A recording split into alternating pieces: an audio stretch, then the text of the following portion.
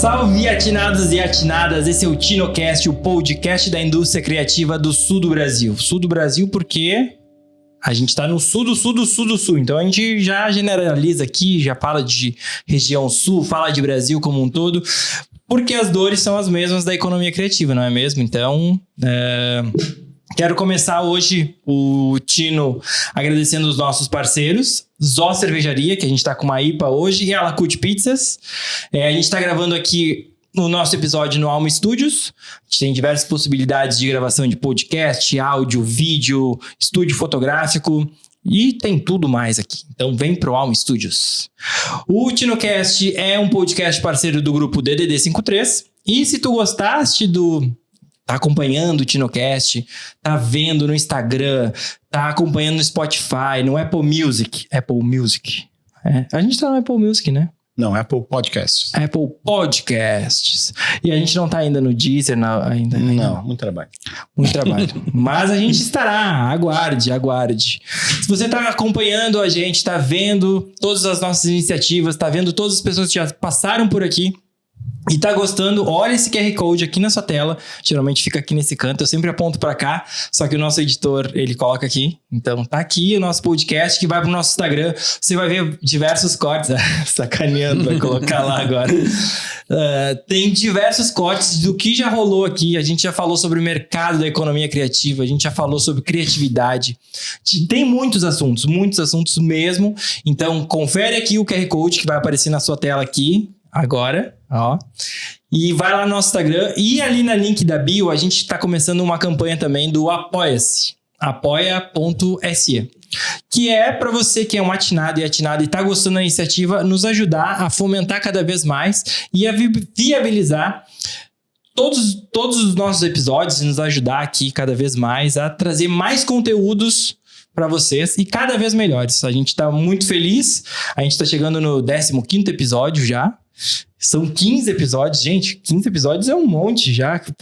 Meu Deus, eu não sei pra vocês, mas pra mim, 15 episódios de um podcast, você grava vídeo. Bom, depois a gente vai falar sobre isso aí. Hoje o nosso assunto é IA. IA, inteligência artificial, pra quem não sabe.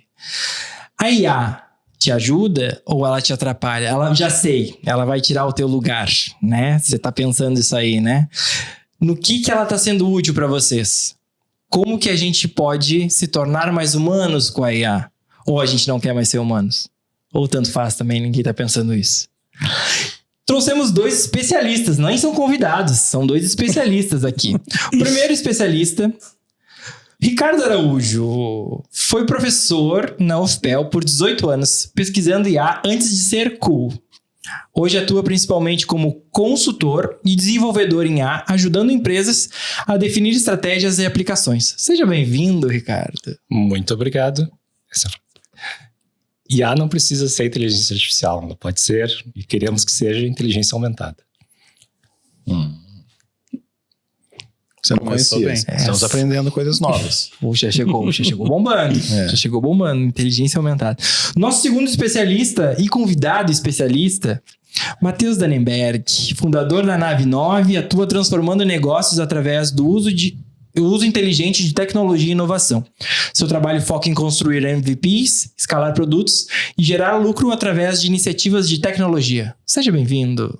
Muito obrigado. E além disso, eu produzo conteúdo e todo o conteúdo tem um pouco de IA. É só me seguir lá em @Matheus Dannenberg para ver a IA trabalhando. É o nome IA Trabalhando? Não. Pô, achei bom esse nome, hein? IA Trabalhando, é bom nome mesmo. É bom nome, IA Trabalhando. Comigo aqui, nosso co-host, Daniel Cuca. O problema não é a IA imitar os seres humanos, é os seres humanos imitarem a IA. @Cuca em Comum. Gostei. Foi boa. Essa foi boa. IA. Use com moderação. @Alan Miguel Gonçalves. Meninos, vou começar com essa aí, hein? Inteligência artificial, não. Inteligência aumentada. Me fala um pouquinho desse conceito aí. Acho que vem da ideia de que a gente não quer efetivamente substituir pessoas com inteligência artificial, mas dar superpoderes para elas, né? Usar a inteligência artificial como uma alavanca para aumentar a nossa inteligência, aumentar a nossa criatividade, permitir que a gente faça mais do que nas coisas que nós somos realmente bons. Então vem daí essa ideia de aumentada mais do que artificial. Totalmente artificial, mas também aumentada. Posso falar? Pode. Então tá. Muito obrigado. Não, tem que pedir autorização, né? Quando a gente começa a usar uma ferramenta, né, a gente começa a ficar, de repente, menos capaz de produzir alguma coisa sem a ferramenta. Tu não acha que a inteligência artificial, ou a inteligência aumentada, pode se tornar uma bengala da qual a gente vai virar dependente e tudo bem se a gente virar dependente? Bom, eu não sei. Isso acontece muito com GPS, né? Eu não sou mais capaz de dirigir um carro em uma cidade... Bom, Pelotas ainda é fácil, mas eu não consigo dirigir em Porto Alegre sem GPS. Meu cérebro desligou essa parte, me tornei totalmente dependente. E eu acho que isso, em parte, é ok. Eu não sei se eu ganho alguma coisa na vida tendo que pensar sobre como andar na cidade. Eu posso direcionar esse esforço para outras coisas, como, por exemplo, ouvir podcasts no carro. Mas para outras coisas a gente tem que tomar um pouquinho de cuidado. E eu acho que pode acabar acontecendo a gente atrofiar parte do cérebro que a gente não quer atrofiar. E eu até vislumbro no futuro que a gente, assim como hoje a gente tem, né, academias onde a gente vai exercitar nossos músculos que a gente não usa ao longo do dia, a gente vai ter academias para o cérebro, onde a gente vai exercitar o nosso cérebro com coisas que a inteligência artificial já tomou um pouquinho essa parte. É uma analogia boa, né? É muito bom. Porque a gente também fez isso com a alimentação, né? A gente parou de se alimentar bem e a medicina vem e nos salva, né? Exatamente. Eu acho que é quase inevitável. Eu não sei se a gente vai querer fazer isso, assim como a gente não quer fazer academia. Talvez a gente não queira fazer isso e a gente esteja ok com um atrofiamento geral do nosso cérebro. Mas eu acho que a gente está um pouquinho longe ainda da gente chegar nesse ponto. A inteligência artificial realizando tarefas sem supervisão crítica, onde a gente efetivamente tem que engajar e pensar, talvez esteja um pouquinho distante. Ou se não está distante, é um pouco preocupante, porque não deveria estar distante. Mas devido principalmente à questão da tecnologia não estar lá, né? Mas eu vejo como um futuro bastante provável. Muito bom. Matheus, na Nave 9, tá? Vocês trabalham lá bastante com... Eu achei uma parte da tua apresentação muito boa, que é transformando o negócio através do uso inteligente de tecnologia e inovação. Sem falar dos MVPs, amei aquilo ali, né? Mas como que vocês usam, como é o trabalho da Nave 9, né? Quanto tempo está no mercado e como funciona o uso da inteligência artificial? Vou chamar de inteligência artificial aqui, isso é tradicional. Porque isso aí causou, achei muito bom, mas me conta, como... Tá. Conta um pouquinho. Eu vou fazer uma pequena correção antes, porque ficar eu e o Ricardo na mesma categoria de especialista é assim, eu fico até envergonhado, porque ele tá aqui, eu tô aqui, assim, ó, na especialidade em inteligência artificial, porque eu tô só um curioso, ele é um especialista de verdade no assunto, que vai ser legal a gente poder conversar aqui, mas, cara, a gente... É engraçado que inteligência artificial, o que tá motivando a gente conversar hoje aqui, ficou muito, muito em alta por causa do ChatGPT no geral. E ele nada mais é do que quase que um front-end para algo que já existia há muito tempo, de alguma forma, assim, porque eu já tenho contato com esse tipo de inteligência artificial de alguma forma, desde uma startup que o Cuco usou até no passado, que era o Vincent, que a gente usou na Fena Doce, no chat lá, que a gente de alguma forma interpretava ali texto, dava respostas, fazia alguma coisa assim. Então já tinha há muito tempo, o Ricardo sabe bastante disso, algumas inteligências, alguns algoritmos funcionando dessa forma, e a gente usa inteligência artificial em praticamente tudo, assim. Então, o que eu acho que está muito interessante agora e que a gente vem usando muito na empresa é o quanto a OpenAI e outras ferramentas que tem já disponíveis no mercado facilitaram para ser um assistente aí, sim, de inteligência aumentada. Então, a gente, em vários contextos de projeto, principalmente quando tem atendimento, consegue usar bastante IA para conversar, não conversar efetivamente, mas interpretar algumas coisas, adiantar, cortar caminho, e em produção de conteúdo muito, em descrever código muito também. Então, tudo o dia a dia tem facilitado bastante, a gente tem usado muito, sim. E implementando para os clientes, tanto nos serviços de vocês, no atendimento da própria agência, quanto para os clientes. Tipo, vocês conseguem usar dentro da agência? A gente consegue. Agência? Vocês são uma agência? A gente chama de software house. Mas software pode ser house. uma agência, não tem problema.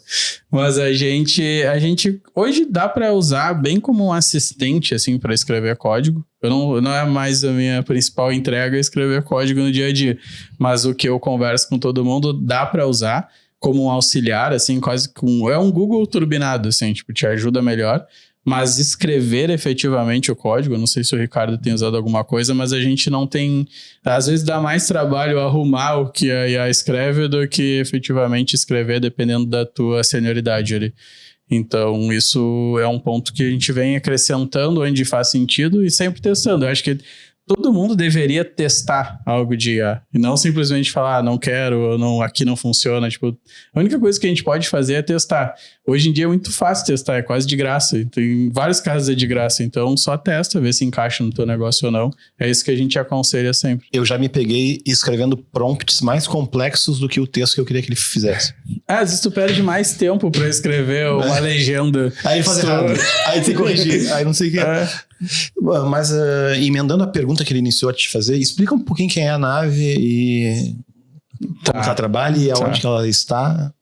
Tá, a gente é uma software house, uma consultoria de tecnologia. Olha pra câmera que eu sei. Estamos conversando. Quando eu tiver que fazer muito merchan, eu vou olhar naquela câmera ali. Aquela câmera. Mas, cara, basicamente, tu falou dos MVPs, é o que a gente é mais conhecido, assim, é o que a gente fez mais vezes na história, que é pegar alguém que tem uma ideia de negócio, levantou já um dinheiro para uma startup, começou, já validou de algum tipo o negócio, mas quer escalar a tecnologia, quer construir uma tecnologia já mais robusta.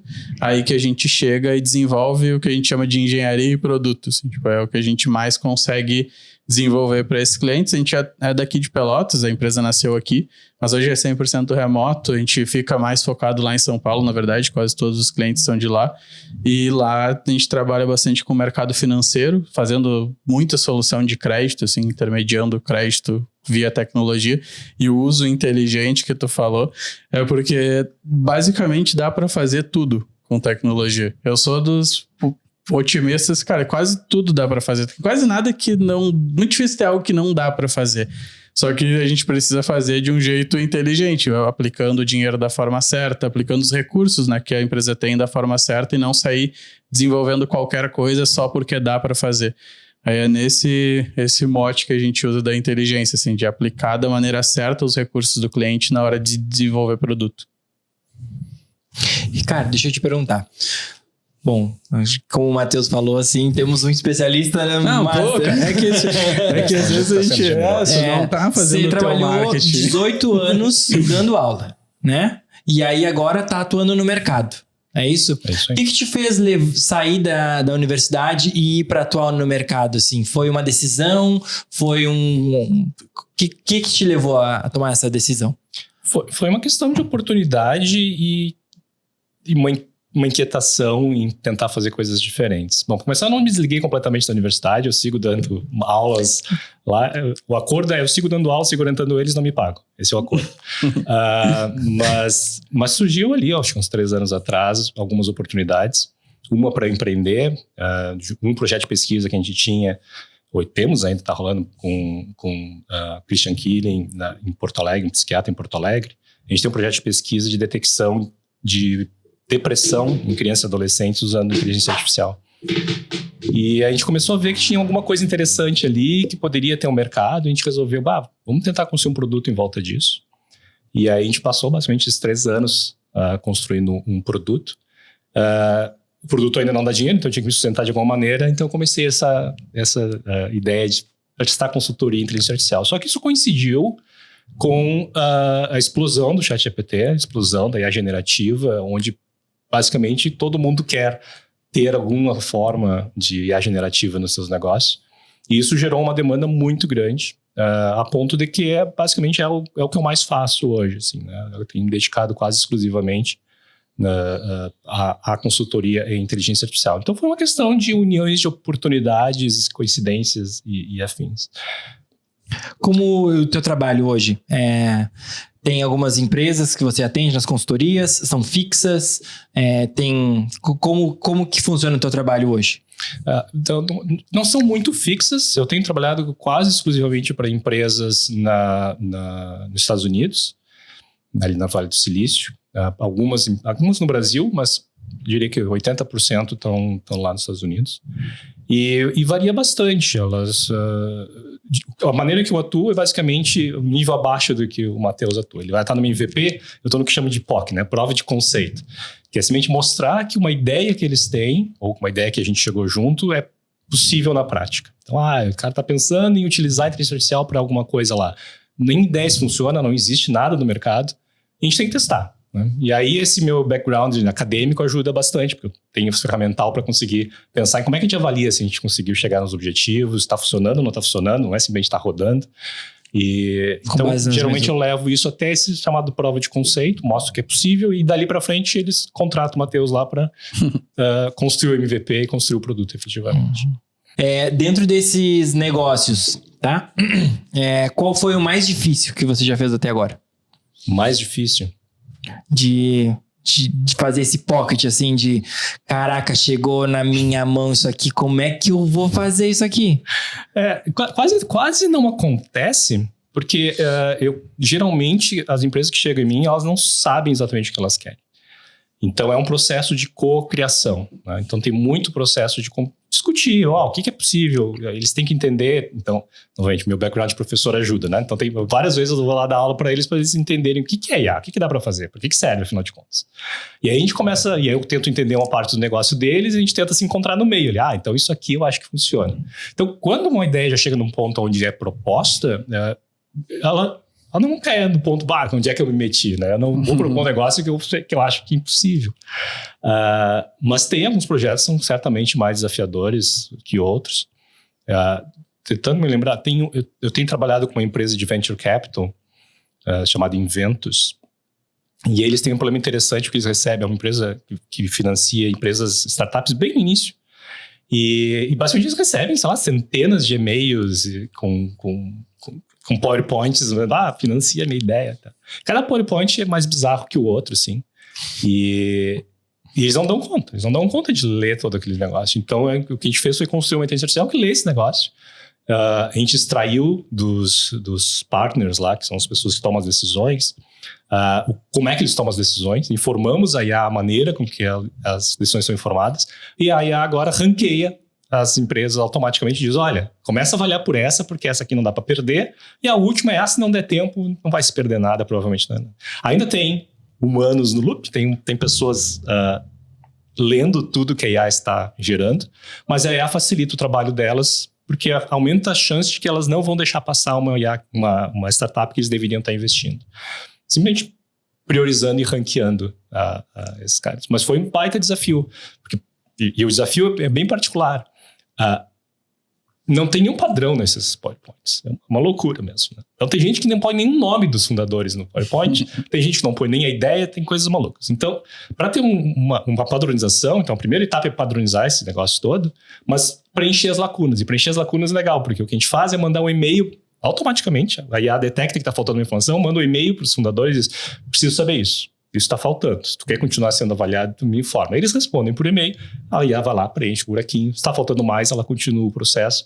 A ponto que quando chega o processo de avaliação e ranqueamento e o processo onde eles vão ler efetivamente a informação, eles têm toda a informação padronizada e completa para tomar essa decisão, que é uma baita ajuda. Que legal. Isso é um sistema que tu que desenvolveu. Fui eu que desenvolvi. Tá, deixa eu te perguntar uma coisa assim. A gente está falando aqui para a indústria criativa de Pelotas. Né? A gente tem agências, a gente tem arquitetos, a gente tem gente da moda, a gente tem fotógrafos, a gente tem artistas.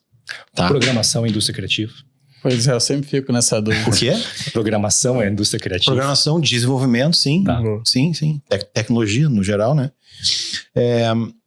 E a minha pergunta, assim, todo mundo sabe do ChatGPT, todo mundo sabe do Midjourney, né? Dessas ferramentas generativas, né? Mas ferramentas mais específicas não são do alcance popular, né? Como essa que tu desenvolveu aí. Surreal. Né? E isso para uma gestão de pessoas, para um processo.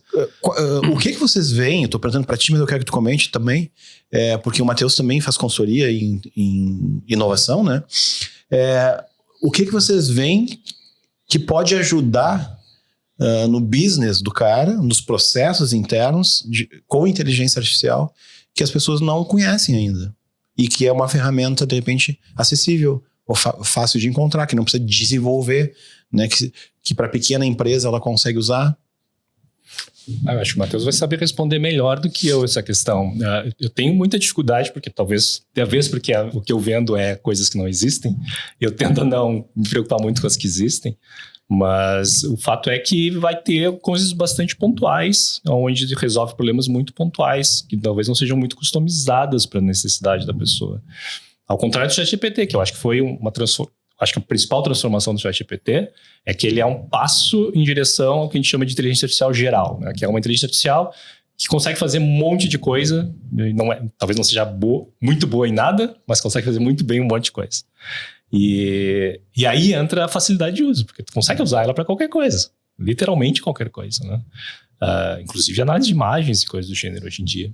E todas as outras ferramentas são de propósito específico, né? Fora dessa área do ChatGPT, tudo é propósito específico. Ela é uma inteligência artificial feita para isso, especificamente para ajudar um contador, né, que está fazendo contabilidade de uma empresa, para usar a correção gramatical, por exemplo, né, o Grammarly da vida lá. É uma inteligência artificial, um propósito extremamente específico. Google Translate é uma inteligência artificial com um propósito extremamente específico. Então tem muitas dessas ferramentinhas que vão ajudar a pessoa se ela conseguir encaixar dentro do workflow dela, né, dentro dos processos, mas eu não sei se tem uma recomendação de uma ferramenta que todo mundo devia estar usando, como é o ChatGPT, por exemplo. Eu recomendo geralmente, e a gente... É o que a gente vende também, mas de qualquer forma qualquer um pode fazer isso, é primeiro perguntar para o ChatGPT se ele conhece alguma ferramenta que poderia te ajudar em algum processo específico, mas o que a gente faz com tecnologia... geralmente é compreender muito bem um processo, tentar entender, tipo, algum fluxo de informação, pensando em inovação para empresas da indústria criativa. Tipo, cara, eu levanto um briefing, esse briefing vai virar X... Eu faço isso no meu Instagram e meu YouTube, por exemplo. Tipo, eu tenho algum conteúdo bruto grande que eu vou quebrar em vários conteúdos. Tudo isso tu pode usar, tipo, começar a quebrar isso com o ChatGPT. Aí o que tu precisa de imagem, tu joga em alguma ferramenta, ou se tu tem algum áudio, tu quer transcrever esse áudio, tu joga em alguma outra ferramenta, mas o que eu faço geralmente, como tem muita coisa surgindo muito rápido, então é difícil indicar alguma ferramenta específica, mas te ensinar a pesquisar, eu acho que tu aprender a pesquisar é uma boa, assim, de, tipo, cara, compreendi esse processo aqui, eu preciso ler um texto e criar uma imagem. Aí tu começa a buscar, cara, ferramentas que leem texto e criam imagem. A partir daí tu vai ter que testar, porque como é tudo muito novo, tem muita coisa que ainda tu tem que tirar de uma ferramenta, jogar na outra, ou produzir de alguma forma muito específica para aquela ferramenta interpretar. Eu sei que tu testa bastante coisa assim, mas praticamente todos os processos de uma empresa dá para utilizar algo hoje em dia, assim.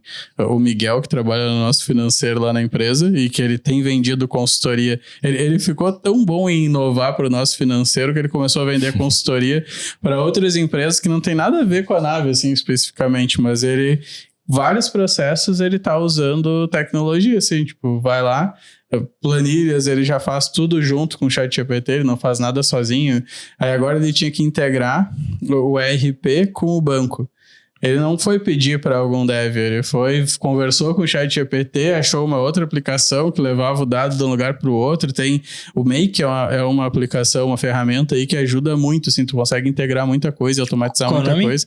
Make. M-A-K-E. E essa ferramenta dá para fazer muita coisa com ela, tem muito curso no YouTube, ela é mais consolidada já. E ela, junto com o ChatGPT, junto com alguma outra coisa, vira um sistema que tu não precisa desenvolver nada, não precisa de programador e tá com tudo funcionando integrado. E o Miguel é um cara que não veio de nada de tech e ele tem usado muito dessa forma, assim, a gente só ensinou ele cara, o que é dado, assim, tipo, o banco de dados é uma coisa que não vai cair tão cedo, assim, no geral, mas ele aprendeu o banco de dados, estrutura de dados.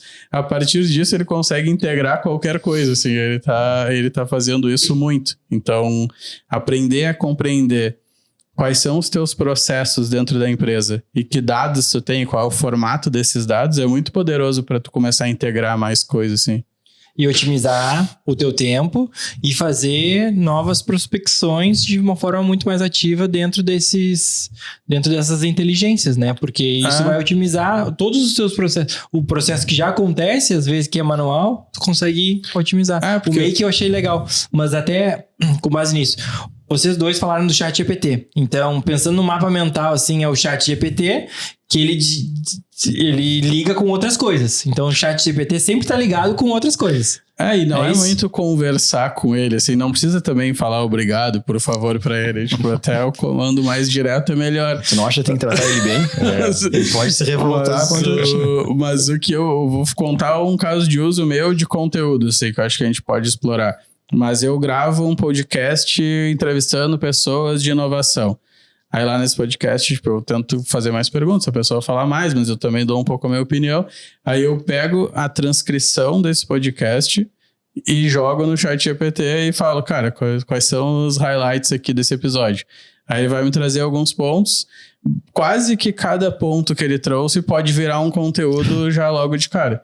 Aí se eu quero por texto pro LinkedIn, eu vou tentar explorar isso um pouco mais para texto. Se eu quero que um desses itens vire o roteiro de um Reels, eu posso fazer também. E aí se eu quero quebrar isso para um vídeo de YouTube, eu peço para ser mais esticado e aí eu vou trabalhando isso um pouco mais. Mas tipo, ele para mim ele é um acelerador criativo total, assim, porque tu nunca vai sair do zero. O mais difícil quando tu precisa criar algo é tu sair do zero.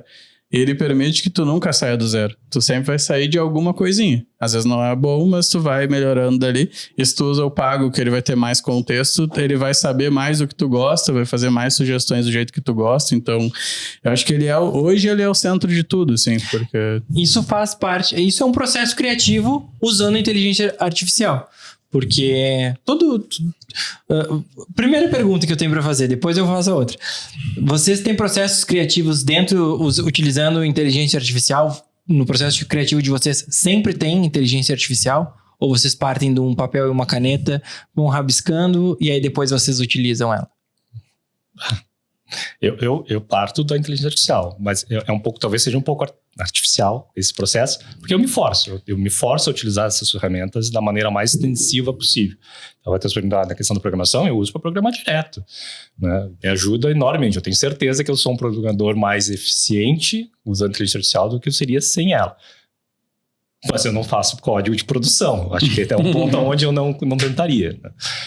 Mas eu acho que isso liga com o que o Cuca estava falando antes. Né? Às vezes, é um processo colaborativo. Não é pergunta e resposta. Não é que nem o Google que tu joga uma coisa e recebe a resposta. Utilizar essas IAs interativas, o ChatGPT em particular, é um processo colaborativo. E às vezes...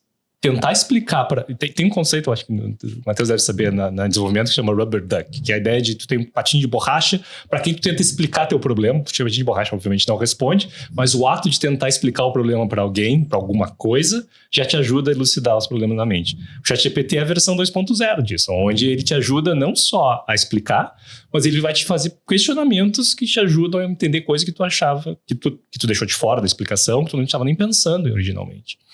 Então, se eu estou trabalhando num projeto, eu começo jogando ChatGPT a discussão, a ideia geral, o que está faltando, me faz perguntas sobre esse projeto, o que eu devia saber que eu não estou sabendo. E aí é um processo iterativo, uma longa conversa que no final não resolve o problema, mas torna ele muito mais claro na minha cabeça. Eu já escrevi artigos que eu pedi assim, eu preciso de um exemplo prático sobre isso que eu estou teorizando aqui, alguém que tenha feito isso, alguém que tenha escrito sobre isso, para embasar o meu... Aí ele me responde, ele pode errar às vezes, né? Aí eu vou atrás e vi, o cara realmente disse isso, tá? Aí eu uso, né? Ou então mando meus textos para que ele critique, me critique esse texto como se fosse um escritor assim, assado, com perfil tal e tal, e ele me sugere coisas e eu, não, isso aqui eu não quero, isso aqui tá tirando meu estilo, eu não quero, né? Tá, mas aqui ele deu uma sugestão boa, para encurtar essa frase tão complexa. A frase ficou mais simples, né?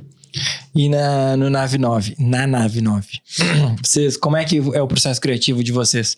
Tem processo criativo? Óbvio que tem, né? Porque sempre quando chega uma dor de um cliente, vocês executam esse processo de alguma forma. Vocês começam do papel e caneta ou também que nem o Ricardo? A gente usa, pensando assim, design de sistema, assim, quando vai pensar a solução, acho que nunca tem papel e caneta, efetivamente, mas tem uma ferramenta, assim, um quadro em branco que vai desenhar, assim, tentar desenhar como que é, sabe, como que acontece o fluxo de informações e tudo mais. Mas na hora de documentar as funcionalidades, documentar algumas coisas, pesquisar também, eu vejo o pessoal usando bastante o ChatGPT. Acho que ninguém mais escreve sem passar pelo ChatGPT. É muito difícil, assim, tu pensar em algo que tu tem que produzir, que passa por texto, sem passar lá. Eu acho que é jogar tempo fora, assim, tem que passar lá para tu otimizar teu tempo. E quem não passou, já ouviu falar.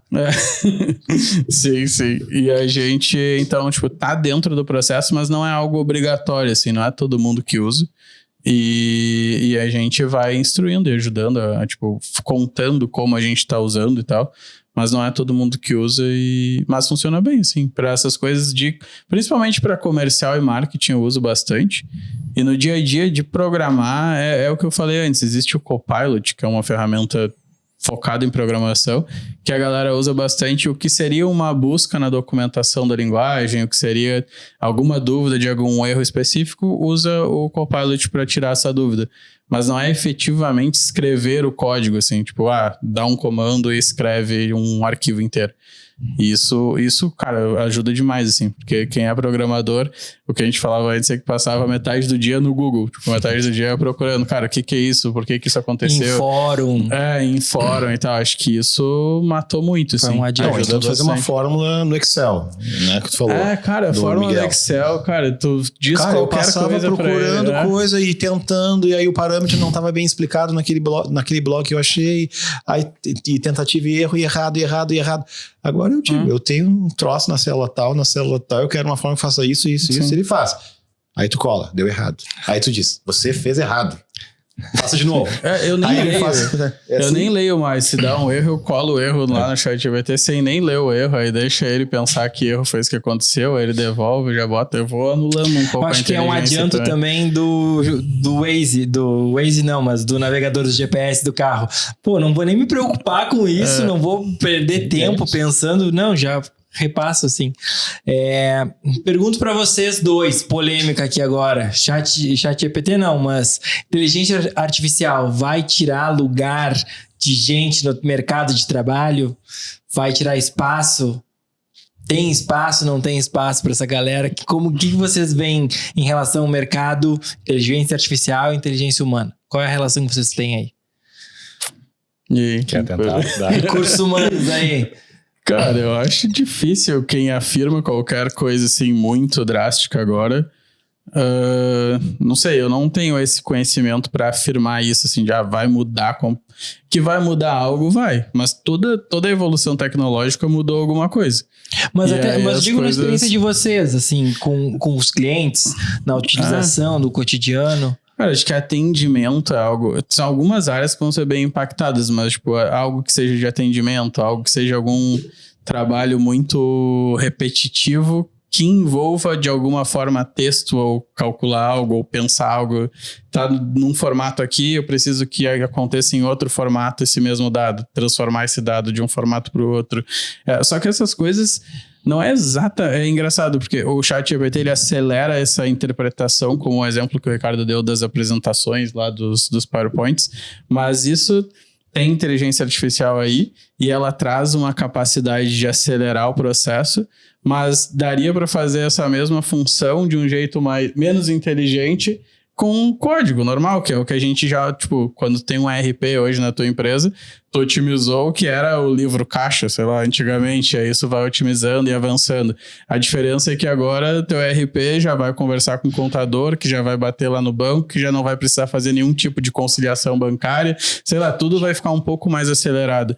Mas eu não sei o quanto isso realmente tira empregos, porque de qualquer forma muita coisa ainda vai precisar de um humano ali e tem um nível, o que bate, que na minha visão a gente não chegou ainda em todos os mercados, é que chega um ponto que a própria empresa não vai aceitar que isso seja decidido por AI, Porque, tipo, o compliance vai querer ter alguém pra ser o culpado e não vai ser a AI, tá ligado? Eu preciso de um culpado, ela não vai ser. Alguém vai ter que ser o culpado, tá ligado? É assim que funciona. Quando não é alguém de dentro da empresa, é a consultoria que Aí foi indicou. o cara que escolheu a AI. É, tipo, então tem um certo nível, tipo, eu não acredito muito naquele do cara da OpenAI lá que fala que vai ter uma empresa de uma única pessoa que vai ser bilionária. E essa pessoa tá lá só pra receber a culpa, né? Tipo, cara, não tem. Alguém vai ter que ser responsável pela parada. A não ser que, cara, muito na frente, fique muito inteligente, porque não é que tipo, é impossível substituir o humano, porque a AI, ela nunca vai ser humana. Não sei, tu que é tipo, realmente entendido do assunto, é difícil que fique criativo efetivamente, tá ligado? Tu vai ficar criativo num processo já repetitivo que alguém já aprendeu e ensinou a AI. Ela ainda não é criativa, tipo, existem versões que se propõem a ser criativa, mas não é isso que a gente usa, tipo, de realmente criar algo. Precisa de um background. Tipo, tem que ter um conhecimento e tem que ter alguém guiando. Então, é difícil. Vai diminuir algum emprego em algum mercado? Provavelmente. Assim como qualquer evolução tecnológica evoluiu, né, e tirou. O que tu percebes, Ricardo? Eu acho que um pouco nessa linha, mas eu acho que vai ter um impacto significativo. Fala só um pouquinho mais perto. Vamos chegar mais perto. Eu acho que acaba tendo um impacto mais significativo, porque eu acho que sim, eu concordo que a inteligência artificial, no nível que ela está hoje, ou que a gente consegue ver no futuro próximo, ela não vai substituir completamente um emprego, né? Então, não vai deixar de existir médicos, vai deixar de existir tradutores, sei lá. Falando tradutores, porque eu discuto muito com o Érico Assis, que esteve aqui recentemente, sobre essa questão. Mas é fato que essas pessoas vão estar utilizando a inteligência artificial para facilitar o trabalho delas. E aí, no momento que elas conseguem fazer mais coisas com menos tempo, eu preciso de menos gente no mercado como um todo. Sim. Então, vai ter um decrescimento do número de profissionais necessários para dar conta do mesmo. Mas pode produção. ser que as pessoas queiram trabalhar 3 dias por semana. Eu acho que, na verdade, isso se alinha muito bem com o futuro, né? Com certeza. Isso aí. Sim. E aí, volta o problema que a gente vai ter que ter o mesmo número de pessoas, porque as pessoas estão trabalhando menos. Mas pode ser também que elas estão trabalhando menos para ter a mesma produção, porque a inteligência artificial está produzindo os outros 2, 3 dias. Eu agora dela. fiz 50 IA anos. trabalhando. Fiz 50 anos agora e tô começando a pensar em não trabalhar na sexta. Mas Olha é só. que essa regulagem de mercado, tipo, esse é um ponto, eu discuti isso num outro podcast recentemente, porque se a IA tomar conta de tudo e tornar o custo das coisas muito barato e eu tiver menos gente trabalhando também diminui o tamanho do mercado, porque é menos gente consumindo se as pessoas estiverem recebendo menos dinheiro. Mas se as coisas forem mais baratas, a pessoa consegue comprar, tá recebendo menos dinheiro. Não sei, mas é um paradoxo interessante. Eu acho que o pessoal da economia coloca esse cenário, né? Mas cenário de profunda abundância pela inteligência artificial, onde a gente não precisa trabalhar. A inteligência artificial vai prover tudo. Ela vai prover a comida, vai prover nossos carros, a gente vai precisar de carro, mas enfim, tudo que a gente quiser, a inteligência artificial vai prover. A gente não precisa construir nada, a gente não precisa comprar nada, porque a inteligência artificial vai lá, extrai da natureza, gera o que for necessário para nos dar isso. E aí a gente entra naquele cenário que eles chamam, né, de Universal Basic Income, né? Todo mundo vai ter um salário garantido pela inteligência artificial para fazer o que precisar, gastar no que quiser, mas que não precisa trabalhar por isso. Ô, Ricardo, deixa eu te perguntar. Seria legal, né? Eu não sei, eu acho meio distópico, sinceramente. Você paga pra fazer nada. Quais são os saltos que tu percebes? Bom, já trabalha com IA antes dela ser cool, né? Me diz, quais são os saltos que tu percebeste, assim, ao longo desses 10 anos, ou até mesmo de pandemia, teve uma aceleração aí nesse cenário, e quais são os próximos passos que tu percebe que vão acontecer? É legal, né? Salto, acho que é um termo bom, eu acho. A inteligência artificial é super antiga, né? O termo data da década de 50, 40 ainda. E na década de 40, 50, os grandes pesquisadores da época já faziam predições do tipo, em 8 anos a gente vai ter um computador que consegue fazer qualquer tarefa que um ser humano consegue fazer. Em 10 anos a gente vai ter um computador que ganhe qualquer pessoa no jogo de xadrez. Isso continua. Isso continua. Passou os 8 anos, passou os 10 anos, a gente não tinha absolutamente nada disso, a gente só foi ter um computador que consegue ganhar de jogo de xadrez na década de 90, né? Que hoje, ninguém ganha mais de xadrez de um computador. Mas cada ciclo tem esse hype por trás. Então, o último forte, eu acho que foi 2010, 2012, quando a gente finalmente aprendeu como é que a gente processa imagens com o computador. Então, antes a gente não sabia processar imagem, a gente não sabia como fazer um computador dizer, isso aqui, pegar uma foto e dizer, isso aqui é uma foto de uma árvore, isso aqui é uma foto... A gente não tinha a menor ideia de como fazer isso, ou fazia muito mal. De repente, a gente começou a fazer muito bem isso. E isso gerou um outro salto. E aí o salto foi, inteligência artificial, todo mundo vai querer usar isso, surgiram produtos como o Google Fotos, né, que é profundamente revolucionário na maneira que a gente organiza fotos. E aí começou já o hype em volta de que a gente consegue usar isso para texto, a gente consegue usar isso para áudio, daqui a pouco a gente não vai precisar de absolutamente nada, e não se concretizou. Para imagem funcionava muito bem, para texto funcionava mais ou menos, para áudio também mais ou menos. Mas aí veio o ChatGPT, que foi o maior salto de todos os tempos. Eu acho, não é incomparável o ChatGPT em relação ao tamanho do salto que teve da inteligência artificial, mas o hype está lá. Agora a gente tá prevendo, agora que a gente deu um salto desse tamanho, todo mundo continua prevendo que vai continuar crescendo, né? Então é interessante. Chegou a pizza aqui da Lacutes, nosso entregador chegou aqui com a pizza quentinha, cortadinha. Queria agradecer a Baixinha por ser nossa apoiadora desde os primeiros episódios, e a Zós também, cervejas e delícias maravilhosas. Olha aqui, gente. Tinocast aqui, ó. Olha aqui, ó. Pizza de quê? Beleza. Que beleza. Tem de figo. Aqui, ó. Figo. Tem aqui, ó, a Romeu e Julieta. E marguerita. E tem a de filé. Gente, guardanapinho. Olha aqui, ó. Guardanapinho. Essa hora que as pessoas que estão escutando, que têm pavor de escutar outras pessoas mastigar, Mas não aparece. A gente tem um filtro de inteligência artificial que tira as mastigadas Olha aí. no Premiere. Gente, fiquem à vontade.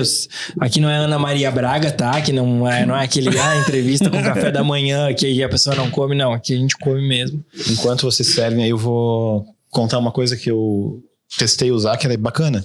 Transcrevo os episódios do Tinocast no Premiere, que ele tem uma função de transcrever. E aí vem com os timecodes. Uhum. Aí eu jogo no chat GPT e peço para ele me criar os capítulos do YouTube. Dos assuntos mais falados. Eu quero que crie 15 capítulos. Ele cria lá, tanto com os timecode. Aí eu colo na descrição e tá capitulado. Sim. Mas Fácil. tu faz uma única vez ou tu faz múltiplas tentativas?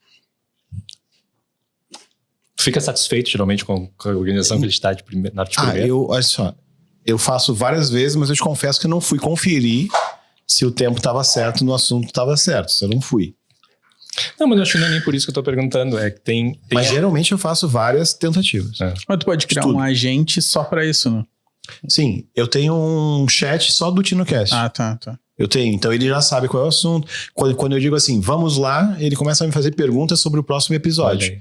Quem é o convidado, quem é o host, né? Ele já sabe o nome completo do Alan, então eu só ponho Alan, ele sabe como é que é. E ele me prepara todos os textos de descrição de todas as mídias e tal que eu preciso, né? Sim. Esse é o poder do ChatGPT, é muito incrível, porque esse é o que ele libera, tipo, um front-end para que qualquer pessoa possa acessar e já usar a inteligência artificial, já é uma parada muito boa. Mas, tipo, o OpenAI, no geral, tu poderia fazer essa mesma parada por API e fazer isso 100% automatizado. Tipo, guardando o contexto de uma forma mais robusta e fazendo a parada muito mais automatizada. Então, numa agência, provavelmente já tem agências fazendo isso e aí sim substituindo o emprego, diminuindo de alguma forma o efetivo, porque consegue fazer via sistema, bater na API do ChatGPT e fazer isso de um jeito mais automatizado que não vai ter tanto retrabalho, talvez, porque vai ser um contexto muito específico e ele vai conseguir já saber claramente qual é o output que tu espera, tipo, porque quando tu joga o texto, ele tenta construir algo e tu não necessariamente já disse pra ele o que tu espera de final, tá ligado? Não sei se é um pouco disso que tu tava pensando também, mas, tipo, quando tu fizer isso via sistema, ele vai ter certinho qual é o template que tu espera de saída, aí Sim. tu dá um bruto de entrada e ele vai aprender, ele vai ficar cada vez melhor nisso. É porque eu tenho meu roteiro de perguntas que ele tem que me fazer pra eu responder e às vezes ele não fala uma. Ele não faz. E eu, não, tu não perguntou, não sei o que é. Aí ele pergunta. Mas eu acho fascinante essa linha de pensamento. Tem um episódio, qual é aquele Rick and Morty desenho animado? Que em algum momento constrói um robô hiper inteligente, consegue fazer qualquer coisa, e aí tá lá, e o robô pergunta: qual é a minha função no mundo? Tua função é me passar o sal. Tá? Então a gente constrói uma inteligência artificial que é super geral, capaz de fazer absolutamente tudo, a gente coloca ela dentro de uma caixinha para fazer uma coisa bem específica. Mas é uma tendência comercial, assim, porque todo mundo diz, né? Ou a gente descentraliza ou centraliza a coisa. Então tem um eterno ciclo de centralização e descentralização. O ChatGPT é uma centralização interessante porque faz tudo. Só que ao mesmo tempo que faz tudo, ninguém sabe exatamente o que fazer. Ele te abre uma caixinha em branco e diz: digita o que tu quer. Eu sei o que eu quero apertar um botão que faça o que eu tô na minha cabeça. Isso é muito louco, porque eu vejo a inteligência artificial como um lugar intocável que tem muitos computadores, servidores, e tem tipo, sabe aquele cara que era careca do Power Rangers?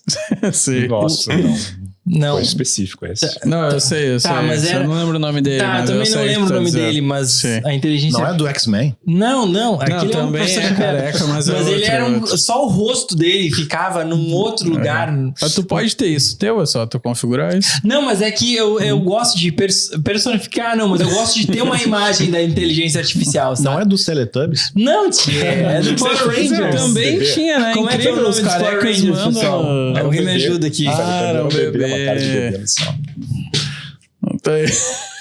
Não, Era careca? Era careca o bebê. Era também, careca, né? correto. Sim. Correto. Pô, não. Não, mas eu fui na tua linha mas de é que eu pensamento, sim, gosto sim. de personificar, assim. Tenho uma agência, tenho um estúdio de fotografia, me formei em design agora. O que eu preciso saber de inteligência artificial? Ele quer uma consultoria. Pois é. Não, mas Não, assim, mas pra é quem é bom, da é economia criativa, tipo eu, assim. Eu acho que... ChatGPT, não, já sei. Eu acho que o ChatGPT, novamente, a gente fala ChatGPT, mas deixar claro que não é o único existente, né? Tem diversas outras ferramentas que são a mesma tecnologia, os mesmos processos, que tem um chatbot que tu pode conversar, tá? Mas, pra fim, ChatGPT a gente tá na cultura popular, a gente pode continuar mencionando. Mas é que o ChatGPT, ele é um processo... Eu encaixa com o que eu estava falando, né? Tu não tem um botão que tu aperta e faz alguma coisa, não é algo que tu instala com propósito específico, é algo completamente aberto. E isso é o superpoder dele, ao mesmo tempo que é a maior deficiência, onde se eu não tenho um processo, algo em mente que é onde eu quero usar isso, ele não me serve para nada. E eu acho que a maior recomendação que o Matheus já tinha dado no início cara, tem que experimentar. Tem que tentar encaixar essas ferramentas dentro do teu processo de criação e ver aonde que ele se encaixa. Aí vai ter diferentes níveis aonde tu está confortável em dar autonomia, em delegar autonomia desses processos ou não, né? Dependendo de quanto tu quer ter controle sobre os processos. Mas experimentar encaixar isso dentro do teu workflow, para mim, é a melhor sugestão que a gente consegue dar. Eu acho que primeiro tu tem que ter a dor. Pois é, mas depois tu saber... Não, tu tem que dizer, eu tô sofrendo para fazer esse tipo de coisa. Deve ter uma solução mais inteligente. Mas eu acho até o financeiro ali que o Henrique... Não, Miguel lá. Fala, Miguel.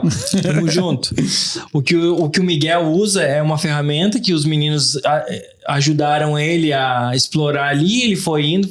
É uma dor. Qualquer empresa vai ter uma dor de financeiro. Qualquer empresa vai ter uma dor de prospectar cliente. Qualquer empresa vai ter uma dor de processo criativo. Tipo, e aí, com base no que eu tinha perguntado da categoria para vocês. Essas dores vão existir para todos. Então, eu acho que é uma dor...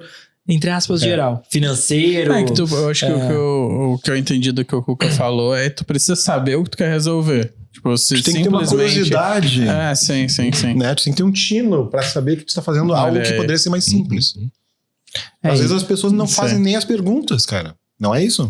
Elas não sabem também, estão precisando também. A capacidade de compreender o contexto que tu tá inserido e o que acontece nesse contexto é o primeiro passo para tu conseguir melhorar isso, pensando em inovação no geral, assim, tipo, tu precisa entender o que tá acontecendo na tua empresa, como que a tua empresa funciona, tipo, de onde as coisas saem, para onde elas vão, para tu começar a olhar para aí e tentar criticar de alguma forma esse processo e melhorar ele em algum ponto específico, mas se não tiver essa capacidade de interpretar, assim, e compreender o que tá acontecendo, não adianta usar, é que eu fico batendo no fato de tentar usar o ChatGPT só como um guru, assim, tipo, vou conversar com ele e soltar. Porque se, tipo, não sei se pode falar palavrão aqui, mas se tu botar merda, vai sair merda, tá ligado? Não sei se merda é palavrão também. Eu já vi. Não, merda é uma merda. Se tu botar merda, vai sair merda. É que às vezes me corrigem que eu falo muito palavrão. Eu sei. Eu já vi um financeiro de uma empresa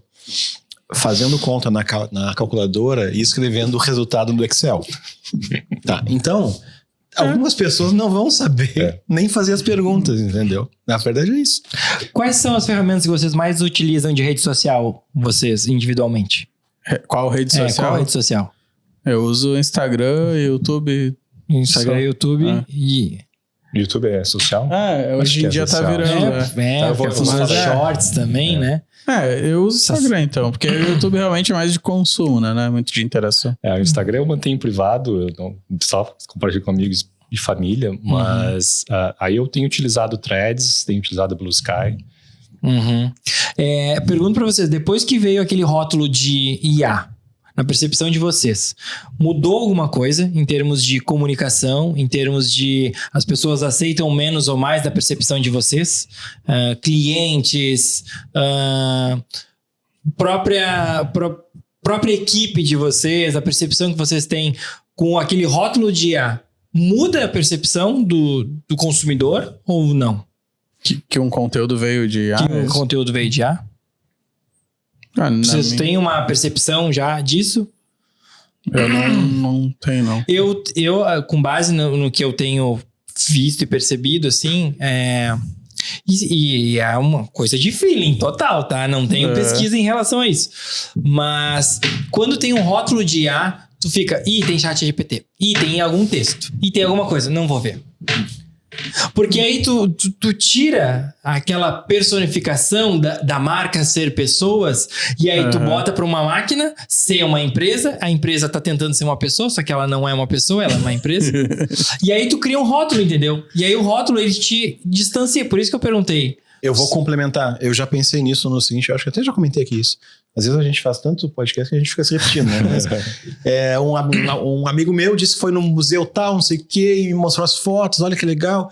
Quando ele mostrou uma foto de uma obra de arte, antes de eu olhar para a foto, me veio essa coisa assim, da arte e de que hoje em dia existe plataformas que fazem imagens baseadas em estilos artísticos, e eu pensei, cara, toda vez que eu olhar para uma obra de arte agora, eu vou pensar se ela foi feita por IA ou não. E se eu souber que ela foi feita por IA, eu não vou querer ver ela. Porque não me interessa.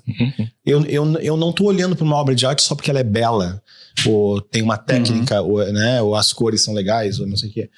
Não, eu tô olhando porque eu sei que foi um artista que tem uma história, que queria expressar alguma coisa vinda de um ser humano, e ele teve um desafio para pintar aquilo, teve um trabalho, e aquilo me interessa. É isso que você tá falando. Exatamente. É isso que você tá falando. Exatamente. Se o troço vem com selo de IA, eu não quero ler. Mas Você não pensa nisso? Eu vejo dois caminhos para isso aí. Eu sou velho. Eu sou velho. Então eu sou velho também. Mas acho que quem falou, a frase não é dele, mas eu escutei do Ben Affleck recentemente falando, se um texto escrito por IA, se alguém não se deu o trabalho de escrever, eu não vou me dar o trabalho para ler. Né? Então, o trabalho acaba sendo a parte importante. Mas eu acho que tem dois caminhos para isso. Tu pensar, por exemplo, essas imagens stock photos, assim, né, que são extremamente genéricas, mas um monte de empresa usa, porque é super conveniente utilizar, mas antes disso as pessoas contratavam um fotógrafo, eu quero uma foto desse jeito. E popularizou também, porque os preços estão muito competitivos. Claro, agora muito é difícil abaixo. utilizar isso. Mas tem um argumento para ser feito que não tem alma aquelas fotos. Certo? Elas não são artísticas, elas não representam nada porque não foi feito para ti. Então, eu acho que imagens generativas é um passo além disso, no sentido de que é ainda menos esforço e um passo para trás disso, onde eu consigo personalizar a imagem de volta para mim.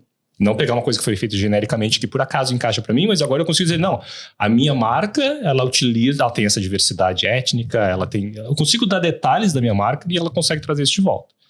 Mas eu tenho enormes problemas com a utilização de imagens generativas por causa da questão de como esses modelos são criados. São criados em cima de imagens criadas por outras pessoas. Essas pessoas não são recompensadas por isso. Estilos de outras pessoas. Estilos de outras pessoas. As pessoas às vezes nem sabem que suas imagens foram utilizadas para o treinamento dessas coisas. Então tem um problema ético muito complicado aí, que eu não sei como é que vai se resolver nos próximos anos. Eu me referi não a um texto informativo. Eu acho que o Alan se referiu de uma forma mais genérica. Eu me referi mais à arte mesmo, né? De ter alguma coisa que eu espero uma criatividade ali, entendeu? E eu acho que, assim como a gente vai ter academias para o cérebro no futuro, a gente vai ter momentos onde a gente vai ver pessoas pintando, esculpindo ao vivo, só para a gente ter certeza de que foi criado por uma pessoa. Porque a gente dá valor pelo esforço, a gente não dá valor necessariamente pelo produto final na arte. Isso deixa para nossa pergunta. Aqui a gente tem um bloco no nosso podcast que é a pergunta do ChatGPT. E a pergunta do ChatGPT vai chegar agora para os nossos convidados. Neste momento. Se a inteligência artificial pudesse escrever um manual sobre como ser humano, o que vocês acham que estaria no primeiro capítulo? Sobre como ser humano? Eu pedi uma pergunta criativa e estranha. Inteligência artificial falando como é ser humano. Como é ser um humano? Como é ser humano? O humano. O que vocês acham? Tem boa resposta pra isso, hein? Eu acho que ela ia... Talvez traçar uma diferença entre ela própria e o ser humano. A gente pode começar aí para essa questão, é interessante, porque historicamente a gente as coisas que vão ser automatizadas são as coisas banais, repetitivas. Coisas como gerar imagens, gerar textos jamais vai ser automatizado pela inteligência artificial. E o que se mostrou nos últimos anos é que ela é ainda melhor nisso do que para as coisas banais. Então é difícil traçar alguma coisa que poderia dizer assim, mas é emoção, sabe, é o carpe diem da vida. São pessoas que não necessariamente racionais, tomar decisões impulsivas, tomar decisões que são baseadas em emoção. Talvez isso defina o que é humano, a imperfeição, não a busca da perfeição. O que leva a uma questão interessante que existem situações agora, como não tem por que não passar no ChatGPT, ele corrige todos, sai perfeito o texto. Mas se tu quer passar que tu não usou uma inteligência artificial para construir aquele texto, como é que tu faz? Tu introduz alguns errinhos, né? Então tu pega aquele texto e torna ele imperfeito para tentar passar a ideia de que não, eu escrevi isso, de fato. Eu identifico na hora, cara. A gente tá cada vez melhor nisso. Eu identifico, cara. Sim, mas é que tu usa todo dia. Que lenga-lenga, que coisa que não sai do lugar, né? Mas isso vai matar, não precisa daquele rótulo de IA, mas eu acho que as pessoas em pouco tempo vão se dar conta de que uma imagem é IA sem precisar rótulo nenhum. A gente fica bom nisso. Nossa, eu vi vou falar aqui, eu vi uma foto do Atacadão agora, uma campanha publicitária num anúncio patrocinado. E, cara, era muito IA. As fotos. Pois é. Muito IA. Eu não sei se a foto era de um banco de imagem que foi tratada por um manipulador de imagem pra ficar parecendo IA, ou... É a minha frase do início. É as pessoas imitarem a IA. Mas não é legal. Se era IA mesmo. Só que é IA. É muito louco. Sempre teve esse negócio de manipular muito a foto. Muito. Pra plastificar os rostos, pra perder os detalhes. E cor, textura da foto publicitária. Aí a IA tá imitando isso. Tá imitando isso. E daqui a pouco a gente tá imitando a IA. Mas eu já fiquei sabendo de campanha publicitária inteira feita 100% com IA. Tipo, desde o briefing, tudo. Produção de vídeo, produção de imagem, tudo com IA. Foi um teste que uma marca de carro fez e funcionou, deu certo. Sim, mas aí usou isso como uma premissa, né? A premissa era fazer 100% com IA, mas, não foi divulgado, assim, foi feito só. E funcionou, e, acho que isso impacta a agência, mas daqui a pouco, o CMO vai puxar a responsabilidade toda pra ele não vai ter quem culpar, é aquele fato que... Cadê o culpado disso aqui? Eu fiz pra 2 Vanas um clipe 100% feito com IA, vídeo, Assistam aí, O Futuro, do Ivanas. Não, mas música Esse vai aparecer o link aqui, ó, na tela, tenho certeza. Isso aqui, ó. Mas música falam que vai ser impactado bastante também, né? Tipo, o cara criar uma música do Elvis. Tá uma estupidez. Tipo, agora aí já era. Por que vai compor algo novo? Sumo, né? Suno, né? Tem uma pra vocês dois. Primeiro com o Matheus aqui. Quantos anos tem a nave 9? 7. 7 anos. Hoje, o que o Matheus falaria pro Matheus 7 anos atrás? Usa qual ferramenta que vai facilitar o teu processo? Pô, difícil, porque eu uso tudo que aparece. Eu uso tudo. Mas uma coisa que eu diria que... Qual que ele não deveria usar, então? Eu acho que uma coisa que eu fiz bastante na minha trajetória, que eu vi outras empresas igual a minha fazendo diferente e eu acho que não foi muito produtivo, então eu faria o mesmo que eu fiz, é não entrar muito no hype como se ele fosse a única coisa, assim. Porque desde que a nave nasceu, já teve blockchain como se fosse, cara, agora tudo vai ser blockchain, depois metaverso, agora tudo vai ser metaverso, depois o próprio ChatGPT, agora tudo vai ser ChatGPT. O metaverso nem e não vai ser, mas tipo, eu vi várias consultorias, várias pessoas mudando a carreira para esse hype direto. Agora mesmo deve ter alguém fazendo um curso de engenheiro de prompt. Olha só, vai ser a primeira profissão a morrer, porque quanto mais melhor a IA, menos vai precisar de um engenheiro de prompt. Tá ali, é intrínseco. Tá? Quais as profissões que vão desaparecer no futuro? Engenheiro de prompt. Cara, é a primeira que vai morrer e ninguém tá vendo, não é possível, tá ligado? E tem gente vendendo o curso de engenheiro de prompt e fez o curso usando o ChatGPT, o que é legal, esse cara tá bem. Mas esse deu bem. Mas, cara, eu acho que não. O principal, na verdade, aí se fosse ficar uma dica mais agressiva, é realmente testar tudo muito bem, assim. Isso muitas vezes eu era anti-hype, então eu não testei tanto as coisas. Que agora eu faço isso de um jeito diferente. O próprio ChatGPT eu tenho testado com mais empolgação, mas provavelmente é porque ele realmente é mais impactante do que as outras tecnologias que eu citei antes. Ricardo. O que eu ia dizer pro Matheus há 7 anos atrás? Compra Bitcoin. Compra Bitcoin. Sim, essa eu não segui. Não, isso aí, meu Deus, é um arrependimento hoje. Mas também. É que se todo mundo tivesse comprado, não ia ser exatamente a mesma coisa. Hoje eu vi um gráfico comparando ouro, Bitcoin e Nvidia. Nos últimos 2 anos. Eu queria ter comprado. A Nvidia deu uma surra. Claro que sim. Do Bitcoin. Nvidia, Claro sério? A Nvidia é a empresa que faz as placas gráficas que são o motor de toda a inteligência artificial. Sim, que mineram e mineram, né? E deve estar sendo usado também para inteligência artificial, né? Então, o valor da Nvidia vem exclusivamente da inteligência artificial hoje.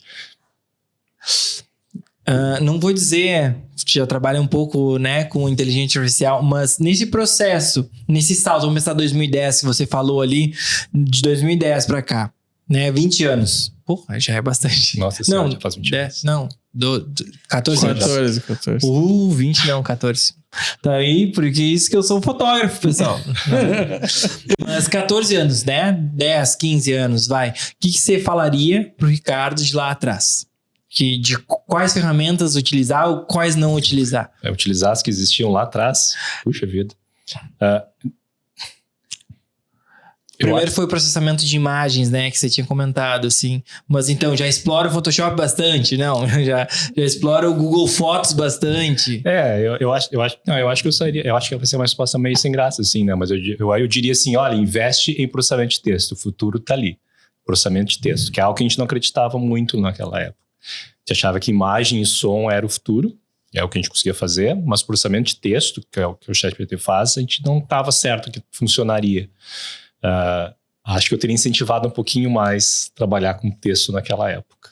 Aí isso me lembrou uma palestra que eu vi dele, explicando a origem da geração de texto, né, e inteligência. Se não for muito longo, explica origem. Como é que o ChatGPT funciona? Isso aí. Isso para mim é a coisa mais bizarra do mundo, assim, porque o que o ChatGPT faz é quase exatamente o que o que a gente tem no celular, que tenta prever a palavra enquanto a gente está digitando no teclado, né? Então a gente vai digitando no teclado e ele vai dizendo, tá, a próxima palavra é essa, a próxima palavra é essa. A gente até pode construir uma frase inteira só indo nas sugestões do teclado do celular, e como ele utiliza o nosso texto anterior, ele acaba girando uma frase que não é que tem nossa personalidade, mas não faz sentido, geralmente. Ou perde sentido muito rápido. O ChatGPT é isso, turbinado 1 milhão de vezes. Ele tenta sempre, ele pega um pedaço de uma frase e tenta prever qual é a próxima palavra. E aí ele anexa essa palavra à entrada dele próprio e gera a próxima, e gera a próxima, e gera a próxima. E assim ele gera um texto. E como está baseado em um contexto, as palavras têm a relação daquele assunto. Tem a relação com o assunto, porque ele consegue olhar para trás muito mais do que o nosso celular consegue, e ele consegue encontrar relação entre as palavras de uma forma muito mais complexa. Então, cada palavra acaba influenciando qual é a próxima palavra que vai vir, e a próxima palavra, muito provavelmente, vai ser uma palavra que faz sentido naquele contexto. Ele é gramaticamente correta e faz sentido naquele contexto.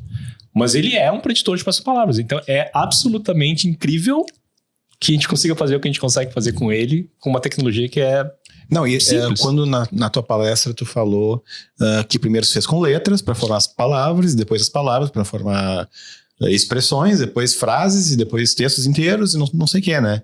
E tu disse um troço que me impactou bastante, assim, que os programadores colocaram essas informações e quando viu, deu certo. E aquilo foi uma surpresa ter dado certo. Foi. Né? Porque a gente começou com modelos muito pequenos. Quando eu falo a gente, é a comunidade de inteligência artificial, né? Eu não estava envolvido nesse processo. Mas começaram com modelos muito pequenos, e o que se notou foi isso, que eles começavam a conseguir fazer frases que eram gramaticamente corretas. E aí, basicamente o que surgiu na cabeça é assim, e se a gente tornar esse modelo maior? E se a gente botar ainda mais dados para ele? O que acontece?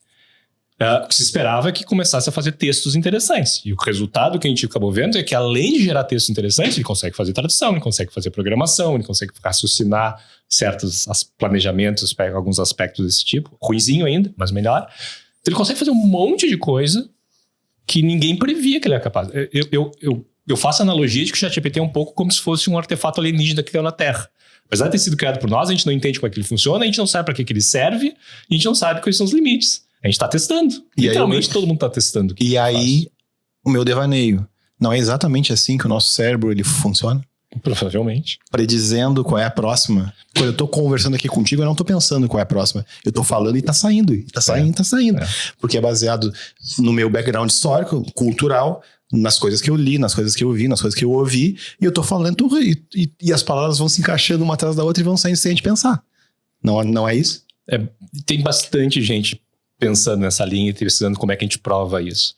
Porque ninguém espera que o ChatGPT fosse tão bom no que ele era. Isso significa que tem alguma coisa por trás, e é tão próximo, a maneira que ele constrói as frases é tão próximo do que como a gente produz. E parte disso, claro, porque ele leu todos os textos que existem no mundo, então é inevitável que ele gere esses textos, mas não é muito diferente realmente de como a gente parece pensar.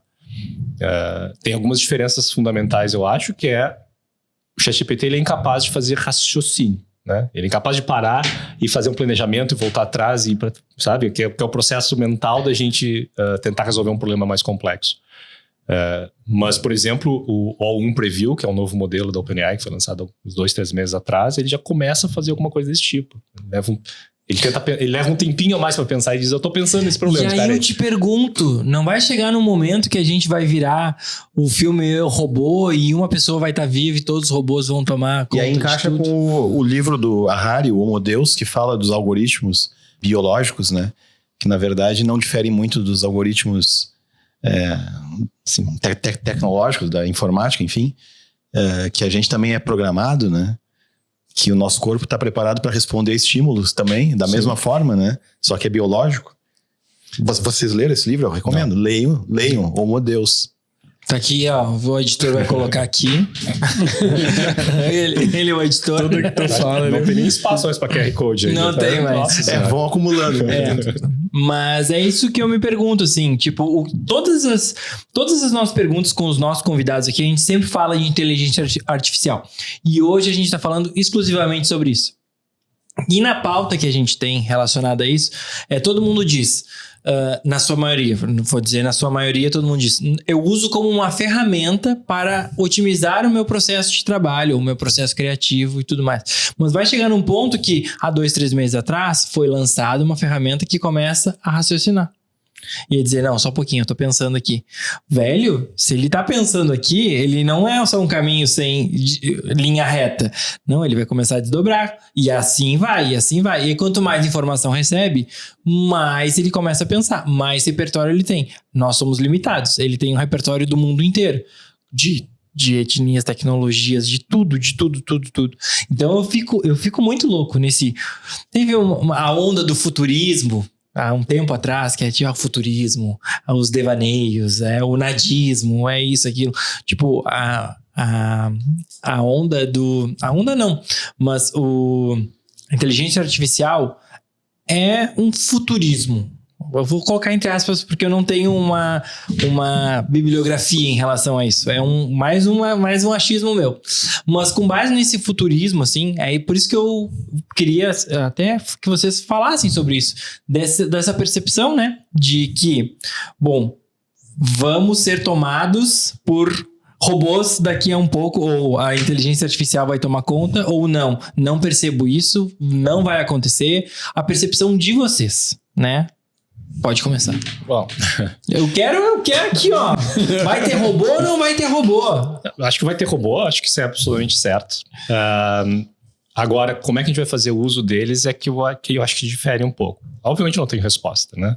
Mas para mim, por exemplo, um futuro do tipo Exterminador do Futuro, eu gosto muito dessa analogia, onde a gente está lutando contra os robôs que querem dominar o mundo, é o futuro utópico para a humanidade. Porque a gente está retendo a nossa humanidade, a gente está unindo a humanidade contra um mal comum, e a gente retém um pouco da alma da humanidade. Para mim, o futuro distópico é aquele filme Wall-E, da Pixar. Onde está o Wall-E? Onde os seres humanos simplesmente... Wall-E. Mas nesse filme, para quem não lembra, os humanos tiveram que sair da Terra, porque estava cheio de lixo, foram para uma espaçonave, e uma inteligência artificial cuida de todas as necessidades das pessoas. As pessoas não precisam fazer absolutamente nada. Então, eles querem milkshake, eles pensam no milkshake e aparece um milkshake na frente. Então, as pessoas só ficam sentadas lá, fazendo absolutamente nada. Isso, para mim, é o futuro distópico da inteligência artificial. 0 por 7. 0 por 7. 0 por 7. Eu entrei muito nessa discussão aí na semana passada. 0 por 7, 3 por 4, 3. Vai pra lá, sobe 1, desce 2, mas não, conclui.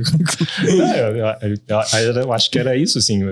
Eu não sei pra qual lado que a gente vai. Me preocupa que a gente vá pro lado da dependência excessiva e que isso gere algo que a gente acaba... Eu não sei o que tem nesse capítulo, primeiro capítulo aí que define a humanidade, mas que a gente perca esse primeiro capítulo de alguma forma. Esse pra mim é o meu maior temor. Eu foi longe demais pra mim aqui, eu sou só um dev. Mas a tua percepção é o cara que vai construir esse futuro. Pô, cara, basicamente isso me ajuda. Eu só penso nele. Flávia, eu sou só um dev, esse é o título do corte. Eu sou só um dev. Ele já definiu. Mas eu acho que sim, vai estar em tudo, né? Pensando no futuro, de alguma forma vai estar em tudo a inteligência artificial, porque é bom. No geral, acho que é bom. E aí, conforme isso vai impactando na existência humana, alguém vai se preocupar com isso. Assim, eu acho que alguém deve... Eu espero que alguém esteja pensando nisso, nesse momento. Mas é algo que vai mudar a forma que a gente existe, pensando nesse primeiro capítulo, porque eu consigo...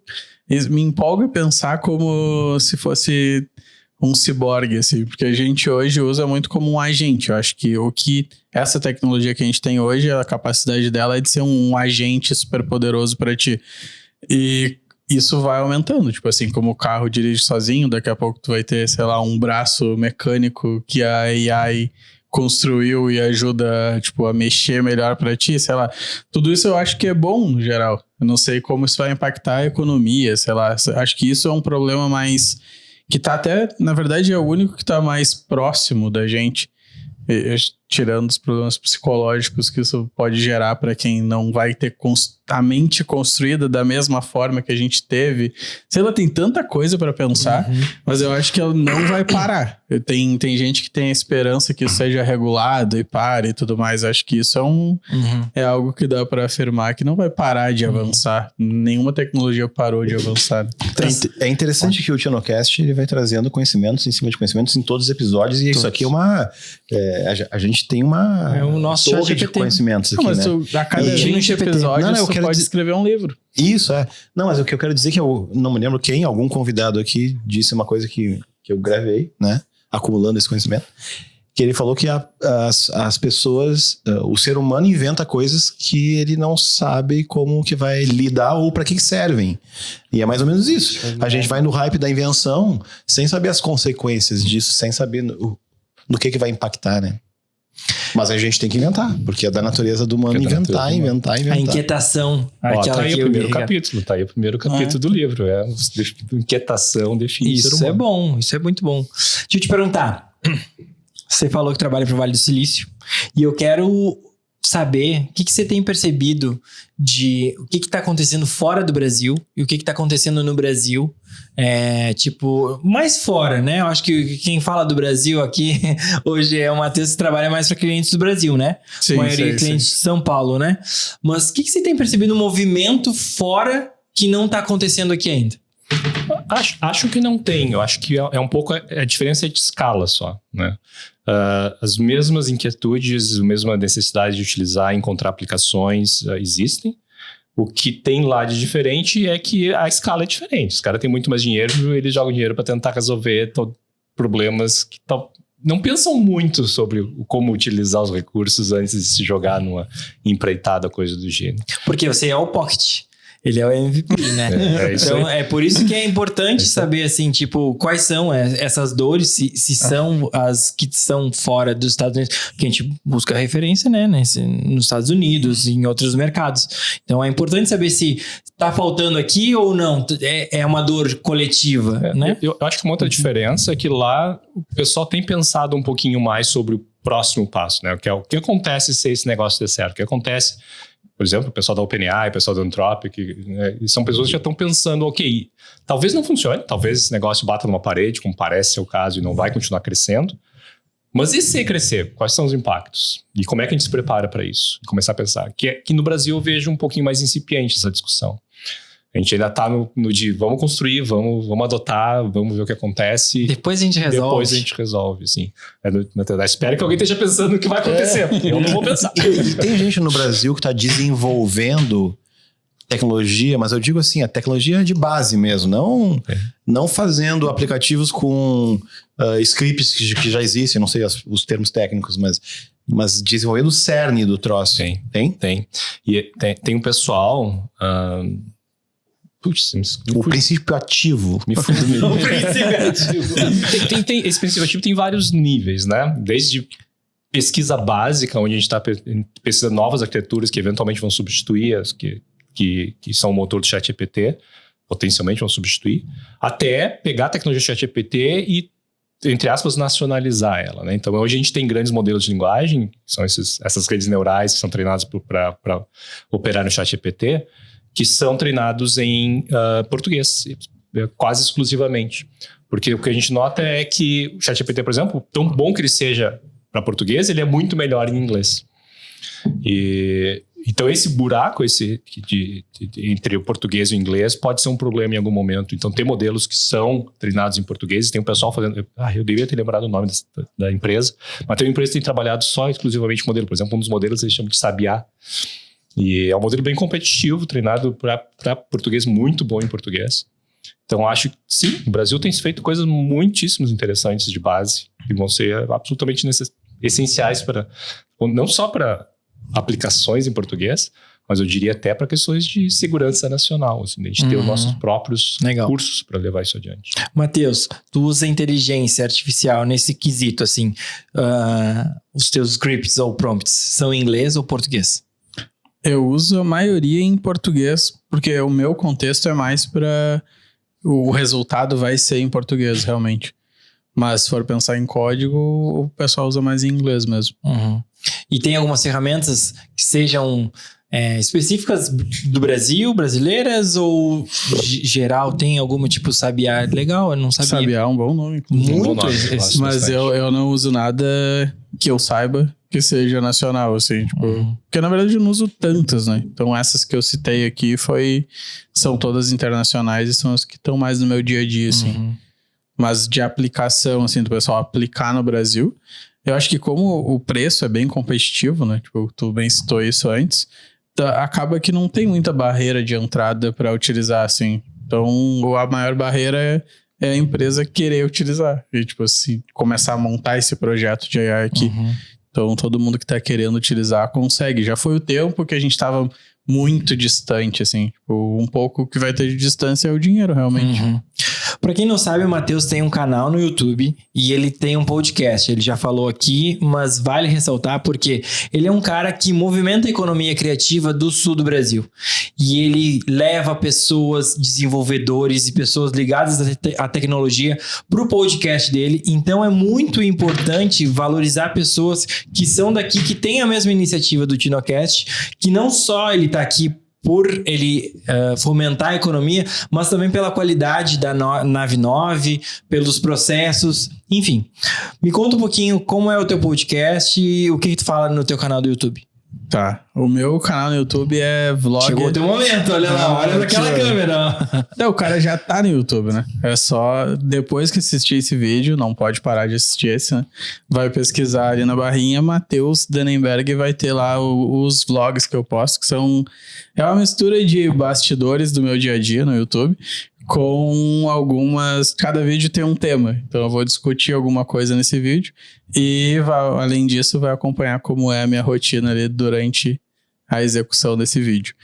O podcast tá no Spotify, chama Tech Solvers, e aí tem 2 séries que a gente faz lá. Uma é Tecnologia e Inovação no Brasil, que é entrevista executivos de tecnologia e inovação de grandes empresas do Brasil, para discutir realmente como eles estão aplicando. É algo mais do dia a dia, assim, cara, onde usa, como que puxa um projeto desse, o que espera-se que um projeto de inovação faça dentro dessa empresa. Geralmente são empresas bem grandes, assim, então a gente consegue discutir projetos legais que estão impactando a empresa.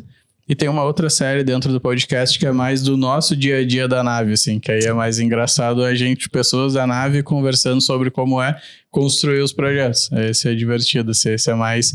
Se quer rir, se quer aprender Falam mais... sobre os projetos, é isso? A gente não fala especificamente de nenhum cliente, mas a gente conta como é o nosso dia a dia, assim, conversa entre nós, só que gravando, sobre como que é esse dia a dia. Mas eu também produzo bastante conteúdo no Instagram. Inclusive, falta 20 seguidores para bater 11 mil seguidores. Isso, 20 seguidores! Então, os 20 que estão nos assistindo, esses 20 vão seguir uma... E aí, a gente... Lá no Instagram, eu produzo mais conteúdo também sobre tech inovação, assim, sobre como eu aplico isso. Então, meu foco é conversar. Bom, então eu te acho no YouTube, no Exatamente. Instagram e no LinkedIn também tem coisa aí. Né? LinkedIn eu não gosto muito. Não. Eu tô lá. Mas eu acho o LinkedIn um papo que não me pega muito, assim. Todo mundo é perfeito no LinkedIn, né? Aí eu não gosto muito.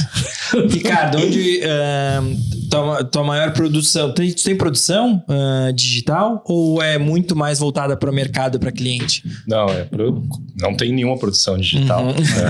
Ou o oposto? Mas já que tem que fazer plugs aqui, eu vou fazer o plug que eu posso fazer, que a gente está organizando. Na Universidade Federal, a gente tem um projeto chamado Hub de Inovação e Inteligência Artificial.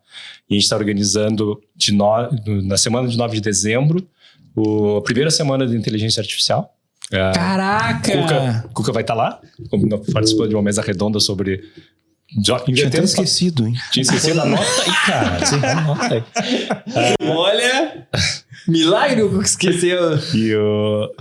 Mas a gente vai ter várias palestras focadas na região. Então vai ter universidades, empresas, praticantes, empreendedores que estão utilizando inteligência artificial e tem algo para compartilhar com o público.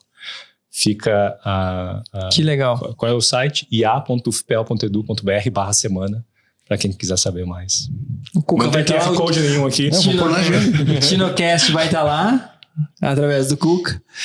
Gente, queria agradecer a presença de vocês, sério. Tirou muitas dúvidas e esclareceu muitas coisas para quem não sabia, para quem já sabia, trouxe mais coisas ainda.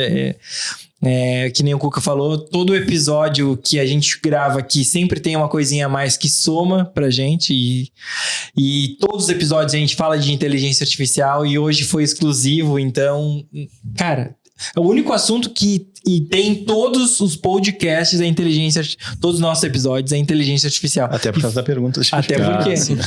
E tê-los aqui hoje, cara, foi muito bom. Um mais jovem, um mais experiente, mas todos com o seu repertório, sua bagagem. Só tenho a agradecer vocês, muito obrigado pela participação de vocês. E antes de a gente acabar, né, qual é o nome do nosso episódio de hoje? Isso aí a gente deixa para os nossos convidados definirem, né? Putz. Eu sou só um dev e é o... O que vocês acham? Como que a gente fecha? Como que a gente encerra o nosso episódio aí? Olha, a gente perdeu a oportunidade de ter deixado o ChatGPT escutando todo esse tempo e perguntado. É verdade. Não, dá pra fazer isso depois. Se essa é a lógica de vocês, a gente põe o texto todo lá. Gostei. Então, é o que eu faço nos meus. Eu boto a transcrição e pergunto, até dos vídeos do YouTube mesmo. Olha a transcrição e pede qual é o melhor título pra esse vídeo. Tá, a gente só tem que definir uma coisa. Quantas tentativas a gente vai dar pra ele? Uma.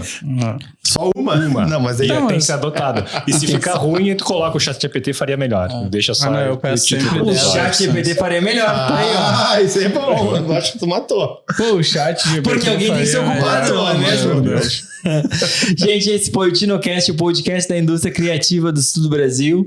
Muito obrigado a todos que estiveram aqui conosco, olhando na câmera principal lá. Gente, até a próxima. Valeu, pessoal. Valeu. Valeu.